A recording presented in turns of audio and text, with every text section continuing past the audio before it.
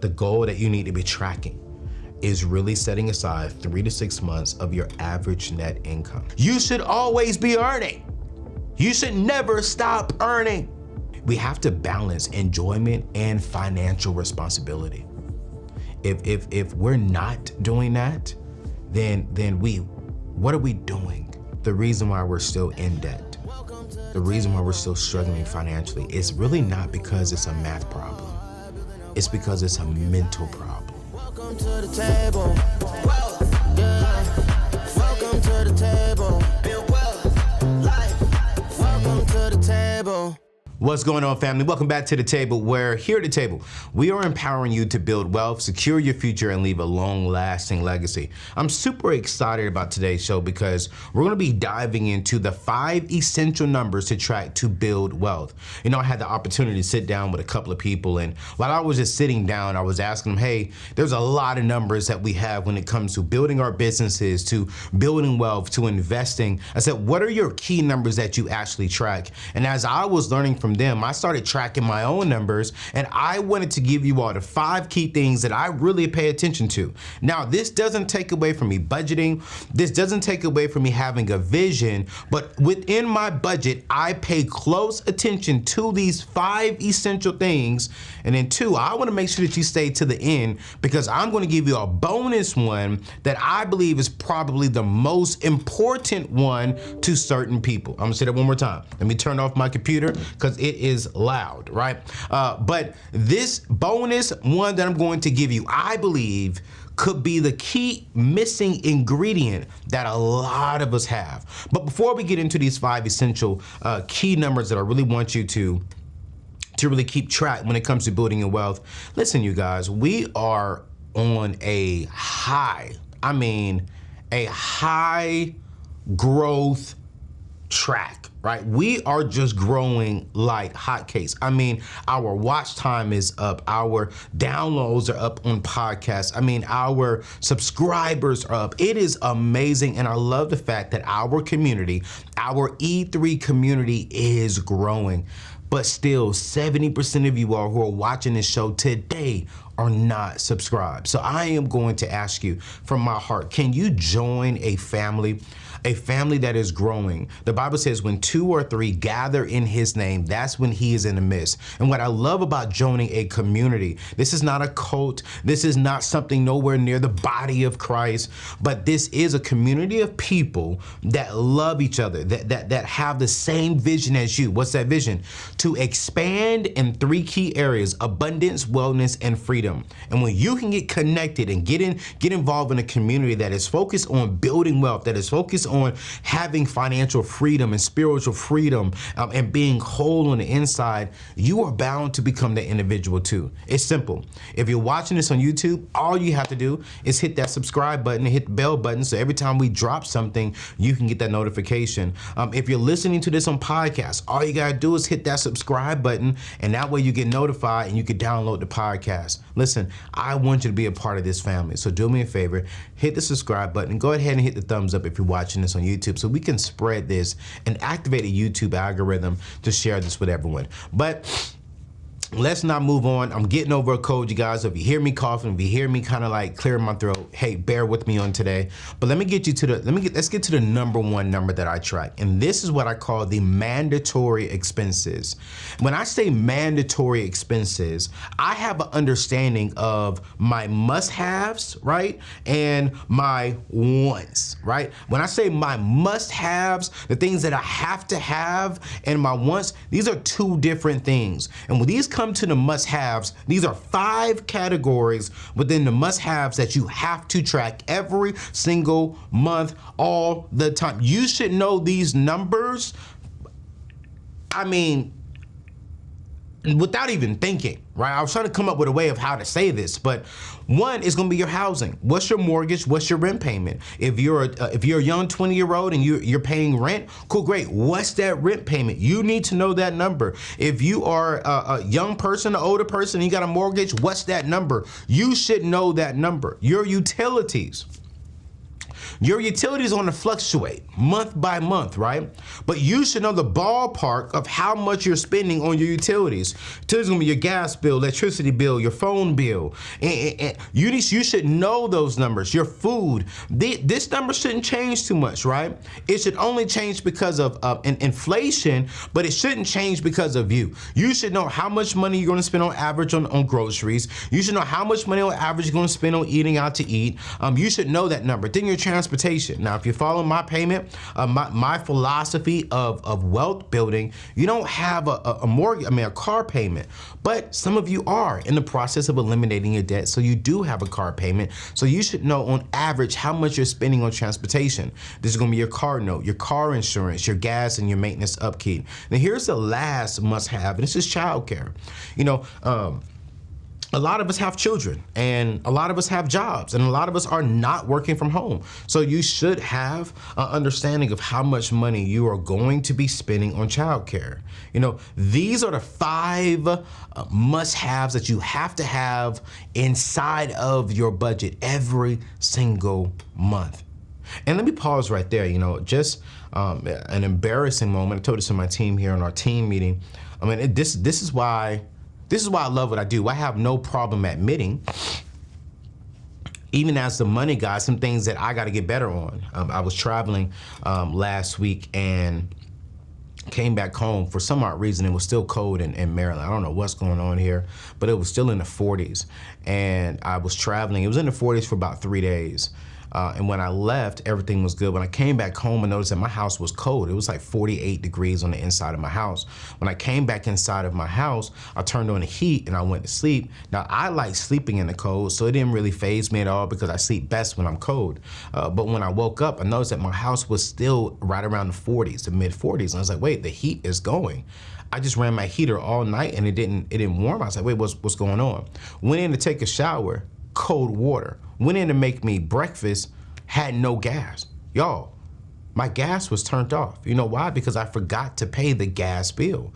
I have all of my utilities on automatic withdrawal because I want to make sure I do not miss those, because I know on average how much I spend on month for that. Now, I still look at the bill so I can see, okay, am I spending a lot? Make sure that the bill is right. So I thought my gas bill was being automatically withdrawn, and it wasn't. Haven't paid that gas bill in almost 4 months. And so I had to go back in there, pay the bill, get it caught up, and then I had to turn on automatic withdrawal. But again, you got to understand, you got to track these numbers. I wasn't tracking the gas bill. Unfortunately, that was a mishap on my end because I thought it was an automatic draw, and it just slipped through me. I'm not going to make that error again. There is a huge importance of tracking. Okay, it is a huge importance of tracking your mandatory expenses, budgeting, and because when you can budget, you can identify potential savings. So I know, for an example, when I travel, that I could turn off certain things and it will save me, $10, $15. But $10, $15 every time I travel is a lot of money because I travel a lot. Now, I want to give you a rule of thumb when it comes to your mandatory expenses. Your housing expenses should not exceed no more than 25 to 30% of your net pay, right? So if you are coming home and you're making $5,000 a month, you should be right around $1,000 to about $1,500 a month within inside of your mortgage payment or your rent payment. I know some of y'all saying, Anthony, are you crazy in this economy? Listen. Here's the truth. You have to make certain sacrifices today so that your tomorrow and your future is good. I hear so many people complain, oh, I can't do it. Oh, I want this. Oh, I want to live in this kind of neighborhood. Oh, I want to do this. Listen, man, if you're in your 20s right now, if you are young and single, man, listen, let me be honest with you. Let me be transparent with you. The very first home that I purchased was a big 2,800, 3,000 square foot home. It's beautiful. I bought it in Columbia, Tennessee. I paid about $350,000 for the home, built it from the ground up. If you all have been following me for a while, I even have a video. You should look at it on YouTube, where I planted a Bible below the foundation of the home. I had it built, I customized the home and all. Turned it into a smart home, all smart lights and I mean, all smart blinds going up and down. I put a lot of money into this home to customize it. Or originally it would have only cost me about $260,000. But I put about an extra $100,000 into just customizing and building a home. When I first built this home, I was 30 years old. And let me be honest with you, man, if I can go back, my mortgage payments was right around 18, I would say, about that time. My mortgage payment was only $1,100 at that time. So it was right around like maybe 18, 17% of my net take-home pay. But if I could do it all over again, I would have got me a duplex. I would have house hacked. I would have went and got me a condo and I'm living on the top and I'm renting out the bottom, or I'm living on the bottom, I'm renting out the top, or I would have went and purchased something that I can rent out. I'm living on one side, they're living on another side. And then that would have took me from not even 18%, that probably would have took me about to 8% of my income. And I could have had them paying for my mortgage payment, for my rent payment, right? But we rushed, and I think oftentimes we rush into things without really doing the research. And what I'm telling young people today, man, if I can go back to my first home, I'm not going for my forever home, because here's the truth, I sold that home, made a lot of money on it when I sold it during COVID. But if I would have had an advisor like myself that I was listening to say, hey, if you're 25, if you're 26, I want you to house hack. I want you to go get a home and you rent out the bottom and you live on the top, and have them paying half of your mortgage or maybe even all of it, and you're just sitting there pocketing money. Man, think of the moves you can make. Think of how much money you can save. Think of how many investment properties and what can you do with the money that you have. Which leads me into number two, the number two number that you gotta track, which is if you're gonna be wise in tracking your mandatory expenses and being wise, right? Living below your means, your mortgage payment is 25 to 30%, your utility bills on automatic withdrawal. You know, you don't have your kid at the most expensive childcare, but you do have them at a quality childcare. I don't want your kids at the cheap childcare. You know, you gotta track your debt management. Okay, I really want you to hear me clearly. One of the key things that's preventing us from building wealth is debt. And this is my philosophy on debt as Anthony ONeal. You see, debt isn't inherently bad, but being comfortable staying in debt is bad. I'll say it one more time. Having debt right now is not a bad thing. If you go out tomorrow, you finance a car, that's not a bad thing, but staying in debt is a bad thing. And I need us to change our perspectives on debt. I don't really believe in the term there's good debt or there's bad debt. I just believe that we have debt. If you borrow money, that is debt. And the only way we can really get to building wealth from long term is that we have to change our perspective on how we see debt. And how do we do that? Number one, I teach this in our EARN principle, is that you have to evaluate where you currently are financially. And I need you to identify the obstacles. And the obstacles are debt is hindering your wealth building. So there's some practical steps, right? There's some practical steps that we have to take to get out of debt. And that's number one, is tracking where we are. You gotta track it, we gotta manage it, and we have to eliminate it. And so here's the thing. Well, Anthony, how do we track it? Well, I have a tool. If we're gonna put that link, we have a wealth building tool that we'll put inside of today's show notes. It is $10, you guys. You can download the Excel product, or you could download the Google product to where you can go in and you can type in everything, because we call it the wealth builder tool, because everything that we're doing is so that we can build wealth. It's so that we can leave an inheritance to our children's children, so that we can get off of our jobs, so that maybe we can work our jobs, but we have another side job that's producing income, and we're using both to build wealth because we enjoy what we're doing on our job and we have income that is ours. At the end of the day, ooh, this is so good. At the end of the day, you guys, the reason why we're tracking these numbers is because we want to change our future. The reason why we're tracking these numbers, the reason why we need to know how much debt that we're in is so that tomorrow we're not in debt and we don't have to do the things that we have to do. We can do the things that we want to do when we want to do them, however we want to do them. But if we're not tracking what we've been called to manage, that's not okay. And that's why you're not experiencing the freedom that you have.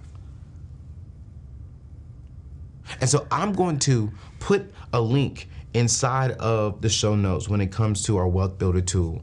We also have a free ebook. It is 40 pages long, and it is an ebook on literally how to get out of debt fast. This is probably one of the most, I should charge for this, but I felt led to give you all a free ebook that teaches you exactly what to do when it comes to getting out of debt.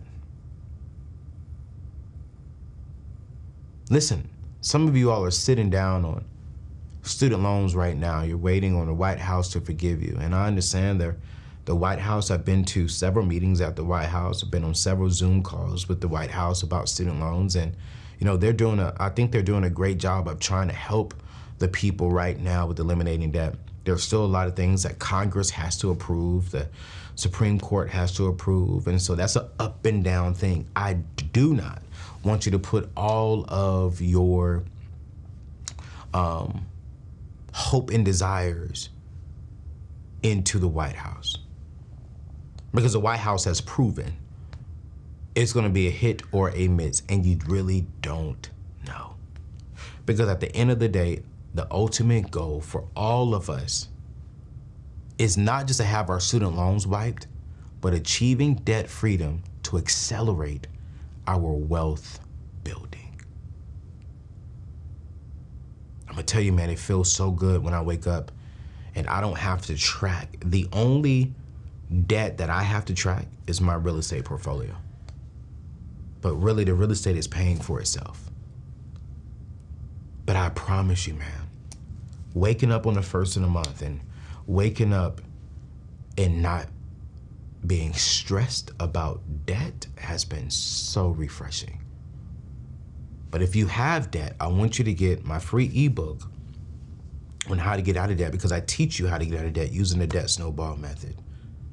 But a lot of us, the reason why we're still in debt, the reason why we're still struggling financially, is really not because it's a math problem. It's because it's a mental problem. A lot of us don't have a math problem. A lot of us are making good money, but a lot of us spend money to heal. We think that it's gonna heal us. We go window shopping. We go shopping because we're trying to cover up something that's on the inside that really the money doesn't help. It can hide it for a day or two, a week, a month, but it doesn't fix the solution. And I tell all of us, man, the key ingredient to building wealth is really not your income, it's your mental state.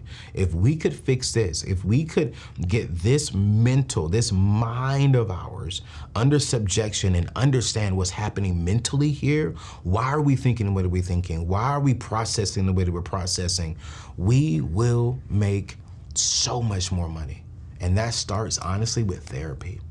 And I want to thank my friends over at BetterHelp for sponsoring today's show, because for the last 3 years, they have partnered with us and we've sent thousands of people through their organization to help them with therapy. Maybe you're going through a bad divorce. Maybe you had a death in the family. Maybe you're feeling emotional. Maybe you're experiencing something that you really don't know. Watch this. Maybe you're perfectly fine, but you still got to check on your mind.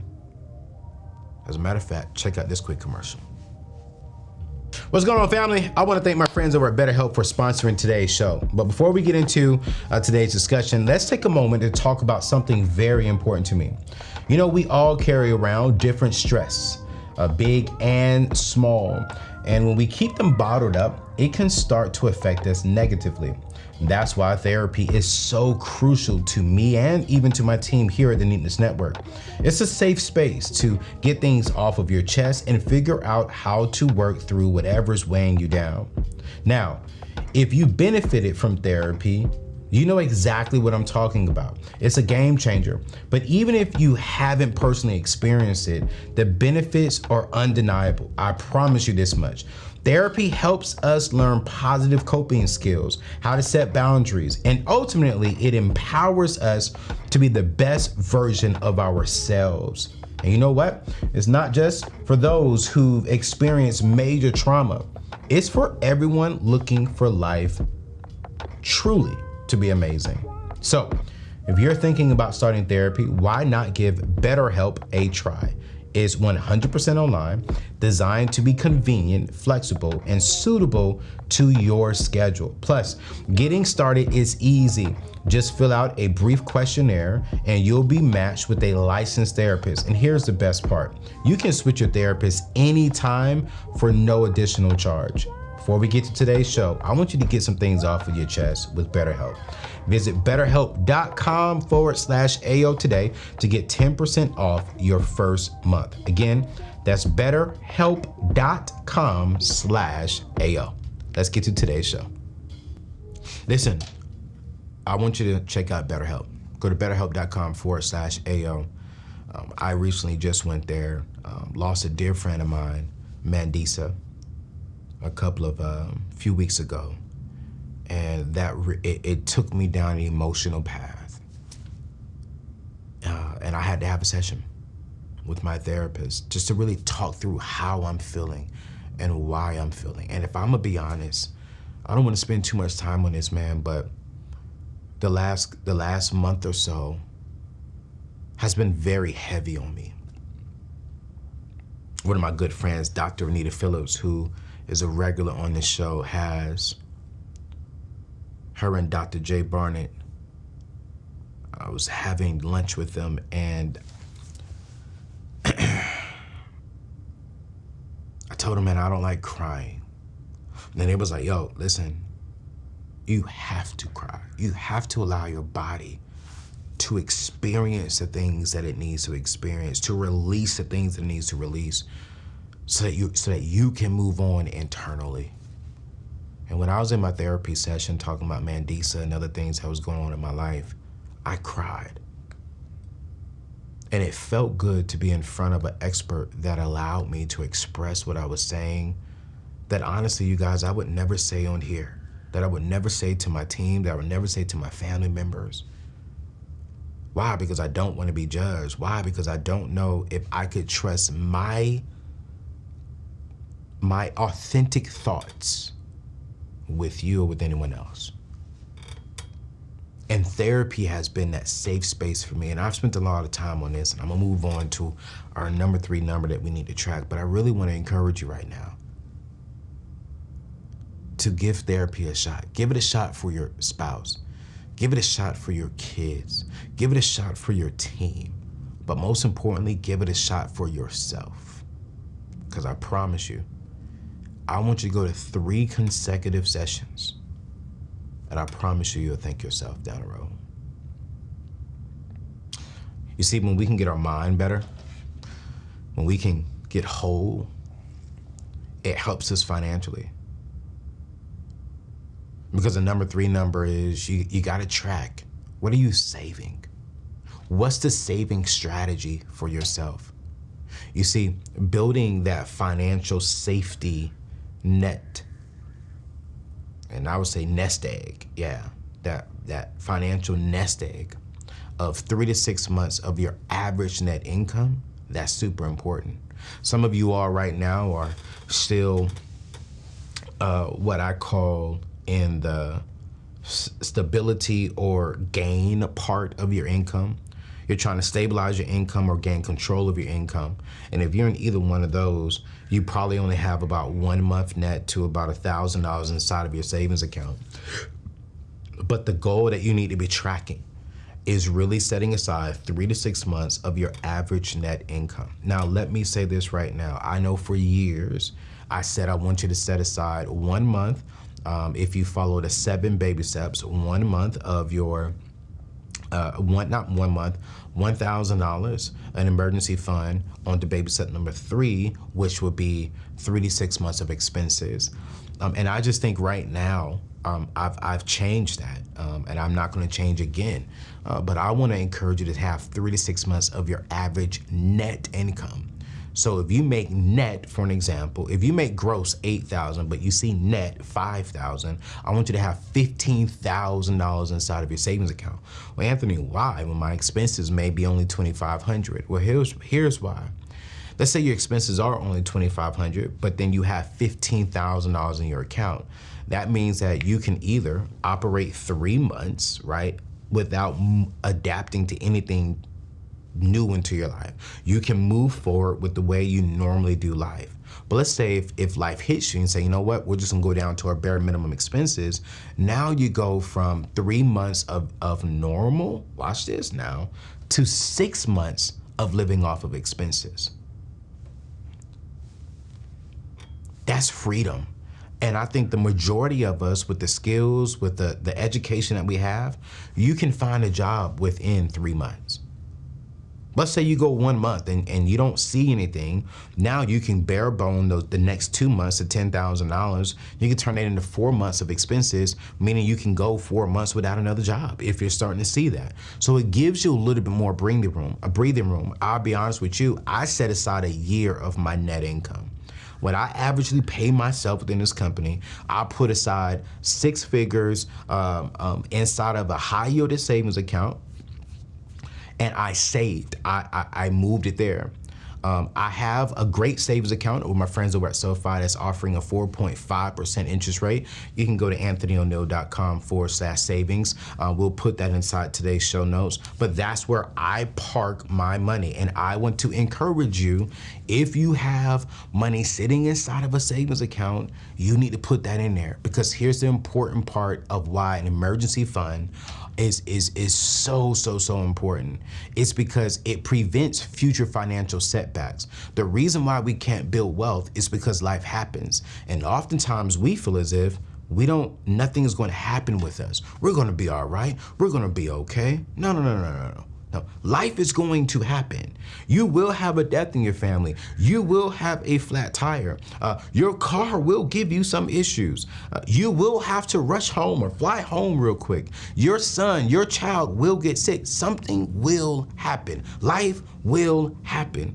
So park that money inside of a high yielded savings account or a money market account.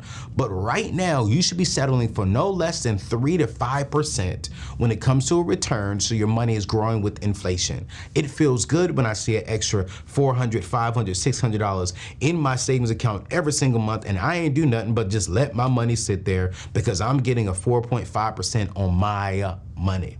So go to AnthonyONeal.com/savings so you can get that savings account. Here's number 4. You have to invest wisely, right? You got to be tracking your investment essentials. You see, making your money work for you is so important. Here's my philosophy. During the daytime while I'm up, I'm building my business and I'm making money. When I'm asleep, my business and my investments is making me money. This is something that I teach it to my team. Like, hey, I want y'all investing to your 401k. Hey, on your off days, I want you all building a business on the side. I don't want them getting another job. No, I want to help you build something on the side that you own, so when you're sleeping, your business and your investments are making you money. This is the principle of passive income. Earn while you're awake and earn while you're asleep. You should always be earning. You should never stop earning. This is why I teach people, period. Everyone should have a job. Everyone should have a job. I don't care who you are, where you are. You should have a job, and you should have a side business, and you should have investments. Bothers me when I hear people 20 years old, oh, I don't want to work for nobody. Yeah, but you ain't growing nothing.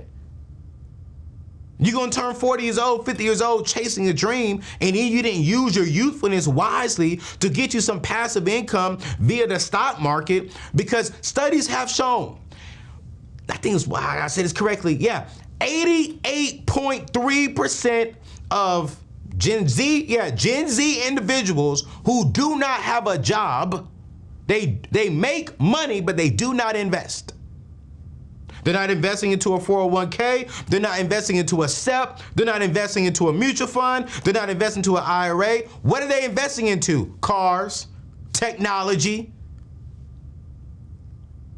They're not making money while they're asleep because they don't want to work for nobody. This is why I teach. Get a job so you can allocate 15% of your income into a freedom account, which is for your future, and then build your business, yo. Use your job as a vehicle to build what you need to build and to invest into your future. Go get the free money. But don't be so stuck on, hey, I gotta work for myself and do my thing, that you're missing out on the opportunity to wisely use your youthfulness. We're chasing entrepreneurship, but let me be honest with you. Entrepreneurship is not for everybody. It's not. Why are you 35 years old still having roommates? Why are you 35, 40, 45 years old still living in your mama's basement? I'm chasing my dream. I don't want to work for nobody. Negro. I got family members who are not investing. This is a number that you have to track. For those of you who are watching me right now, you're saying, Anthony, I'm in that bucket. You know, I got a job, but man, I got 15%, that's a lot of money. It is. Your future is going to need a lot of money. And if you're not tracking this number, if you're not spending the time to track how you're investing, why you're investing, you're going to regret that. How do you get 15% of your income? It's simple. You invest into a 401k. Last year was the first year I offered a 5% match within my company. We're offering a 5% match in my company, and I love it. We're relatively a young company, about to hit our 4-year mark, and we're offering a 5% match. Not only do we offer a 5% match, but then we also offer 3 months of sitting down with a financial advisor. And if you are wanting a financial advisor, I've partnered with an amazing company that can sit down and help you track your investments, help you come up with a game plan with your investments. Just go to AnthonyONeal.com and you'll see the information there. Just click on the link, chat with a CFP, a certified financial planner, and I promise you, you will be amazing. They're going to give you a plan. Hear me clearly. Let me say it one more time. They are going to give you a detailed plan. It's going to take them about 60 days to come up with the plan. They're going to meet with you. They are going to sit down with you and ask you all of the questions. They're going to see your credit report. They're going to see your bank statements. They're going to see how much money you have going out. They want to sit down and get your goals. What do you want to do within the next 5 years, 10 years? How much money do you need to retire? And I've been looking for the right company because a lot of you all have been asking me, hey, Anthony, who do I partner with? You know, who is a trusted certified financial planner? And I promise you, I got the best one. Just go to AnthonyONeal.com, click on the link, chat with a CFP right there at the top of the bar, and I promise you, you'll be blessed. Here's the last number that you need to be tracking. This is your fun money. And a lot of you have been asking me like, man, you bought a Bentley? Man, you building a pool? Absolutely. I would say for the last 10 years of my life, I've worked hard. And here's the truth. My pastor, my close friend, Pastor Stephen Chandler, who is also very wise with his money, with his family, man. I mean, this man is sharp with his money. For about 7 years, I've been making real good money, and I didn't buy nothing name brand. Nothing.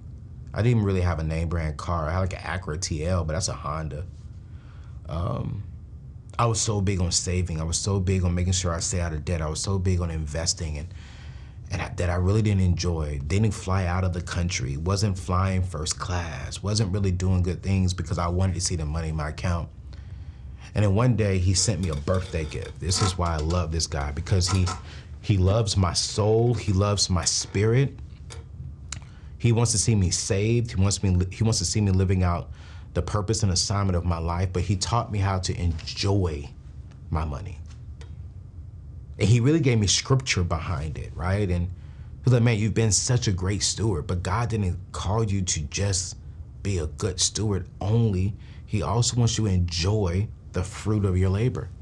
And so I set aside and allocate a portion of my money to enjoy, to where I can buy nice things and don't feel guilty about it. We have to balance enjoyment and financial responsibility. If we're not doing that, then what are we doing? Why are we doing it? No. If you're handling your responsibility, paying your bills on time and saving and getting out of debt and making the right investments, I want you to go buy your dream car. I want you to go buy your dream home. I want you to go on that $20,000 vacation. Yes, I said it, $20,000 vacation. I want you to take your family on the Disney cruise and get a suite and fly your whole family first class. I want you to take your wife and buy her the most expensive Chanel purse and wine and dine. I want you to do it. But what I don't want you to do is to do that over your responsibilities. So that is a number that I track, that is inside of my budget, that I set aside a certain percentage that I do. And watch this, it's not even just in that, but it's also within my within my business, right? So I call it fun and freedom account, because I give my team, extra time off. So my team gets 2 weeks off in July, 2 weeks off in December, 1 week off in November. And so that's money that I have to spend.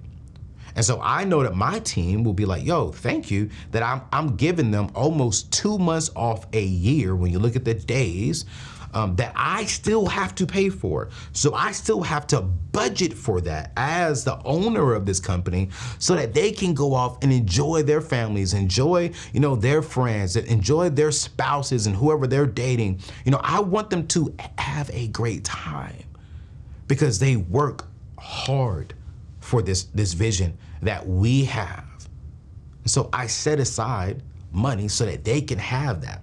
Then I also set aside time to where I can wine and dine them and appreciate them towards the end of the year for an amazing year that we have. Last year I bought all the men Gucci watches, and I gave the ladies Louis Vuitton purses, and bought in speakers to encourage us and to grow us, and bought in a chef and rented a big old mansion. It's like I set aside time to enjoy. And so should you. You're working Monday through Friday. You should enjoy it. Set aside some time. And here's the bonus one that I want to give you as we end today's show, that I think is probably the most important if you are a Christian. And that's generosity. That's tithing. That's giving. I'm not going to spend too much time on this, because I know some of you all do not practice the faith that I practice, and I respect that. But I still got to be authentic to who I am as a Christian. I started noticing when I was tithing, when I was giving, when I was being generous with my money, Scripture says it is best to give than it is to receive. When I started giving to organizations that need it, when I started sowing seeds into people, when I started, just giving my tithe and giving my offerings, I started noticing a different kind of thing. And if I'm gonna be real with y'all and be transparent with you, this is probably the number that I tracked the most. Before I set a budget for my business for the year, I set a budget of how much money do I want to give away as my business. How much money do I want to give away? So I give away 2 months of free pay to my staff, because they get that on top of their 14 days that they have the right to take off. So it's a little bit over 2 months, because they get off every Friday. That's a portion of me giving back, right? That's not me keeping money. I say, hey, you know what? Go enjoy. I want you to go enjoy. That's that. We give to college programs where we help high schoolers get into college without racking up debt with different organizations. We've sown into different minority organizations. Then we also tithe off of the business, and then I tithe on my personal income. And when I started doing that, man, if I'm being honest, y'all, I don't know how my company, well, I'll put it like this. God is all in this thing. I don't know if you would have asked me almost 3-4 years ago when I stepped out on entrepreneurship by my own, if I knew my company would make $1 million, $2 million, $3 million within the next 2 or 3 years. I would have said no. I would have been happy if my company was making $500,000 and I had just me and maybe one other person on the team. I would have been super happy.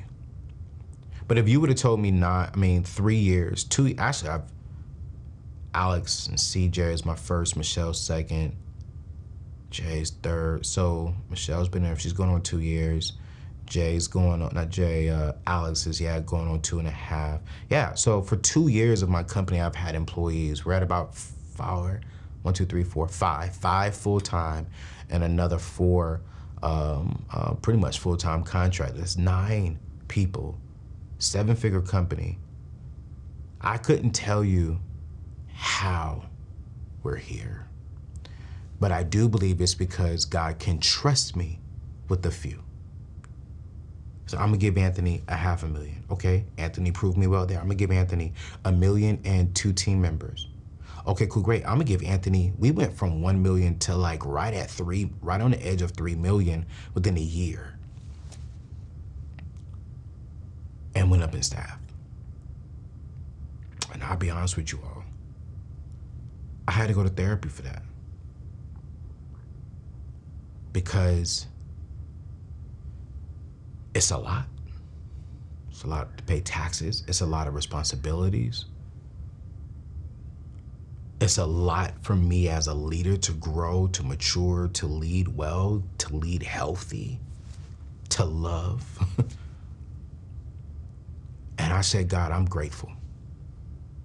A lot of people thought I was gonna fail. A lot of people said, he couldn't do it. Some, not a lot, but some.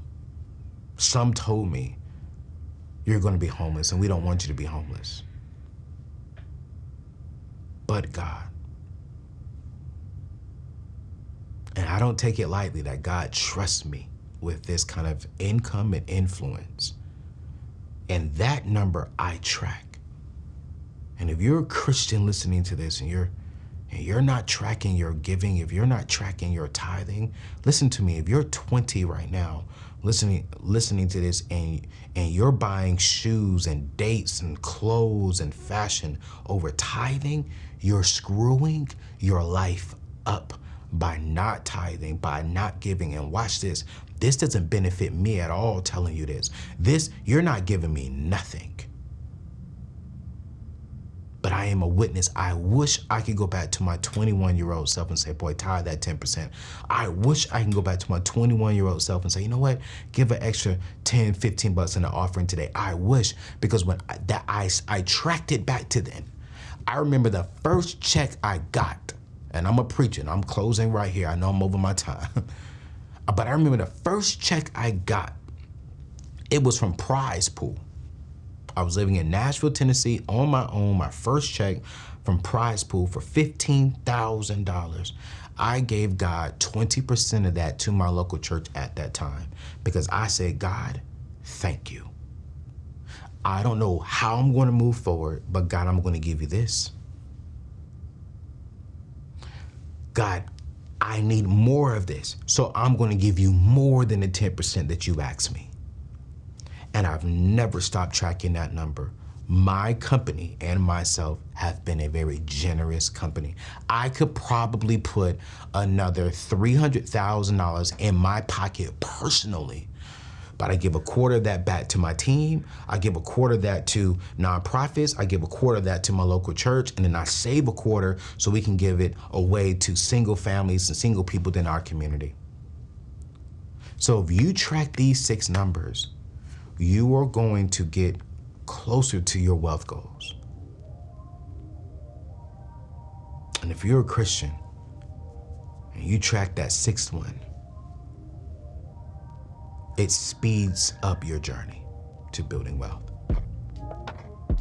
This is your boy, Anthony ONeal. Thank you for watching and listening to today's show. Don't forget to hit that subscribe button. Please hit the thumbs up button. If you made it throughout this entire show, please subscribe and please hit that thumbs up button. And we'll see you on the next show. Peace out.